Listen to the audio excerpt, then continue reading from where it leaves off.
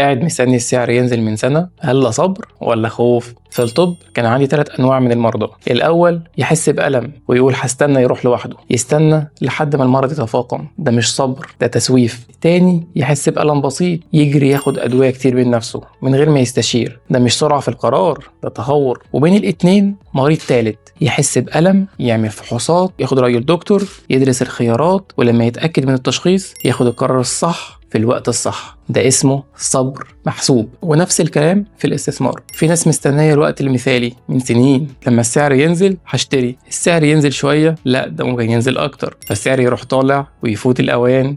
دول مش صابرين، دول خايفين. وفي ناس تشوف السعر طالع تجري تشتري بدون تفكير، دول مش أصحاب قرار سريع، دول متهورين. الفرق بين الصبر المحسوب والتسويف إن الصبر المحسوب عندك خطة واضحة، عارف هتشتري عند سعر كام، بتدرس وبتتابع، مستني الفرصة الصح. لكن التسويف مفيش خطة، دايما مش الوقت المناسب، خايف من القرار، مستني الكمال اللي ما بيجيش. 3 أسئلة تسألهم لنفسك تعرف بيهم هل انت صابر ولا مسوف. الأول، عندك سعر محدد هتشتري عنده ومتابع السوق فعلا؟ لو صبر محسوب، ولو لا يبقى تسويف. السؤال التاني، لو السعر وصل للرقم ده هتشتري فعلا ولا هتقول ممكن استنى اكتر؟ لو هتشتري يبقى صبر، لكن لو هتأجل يبقى تسويف. السؤال التالت، عندك سبب واضح ليه مستني، مثلا راتب آخر الشهر، حدث اقتصادي معين، لو يبقى صبر، لو حاسس بس يبقى تسويف. علاج التسويف 4 خطوات. حدد السعر المستهدف، اكتب على ورقة مش في دماغك، حدد الكمية، عايز تشتري كام جرام بالظبط، حدد المدة، لو السعر ما وصلش خلال 3 شهور هشتري بالسعر الحالي. التزم، لما الشروط تتحقق نفذ من غير تفكير زيادة. الصبر فضيلة، التسويف مرض. في الطب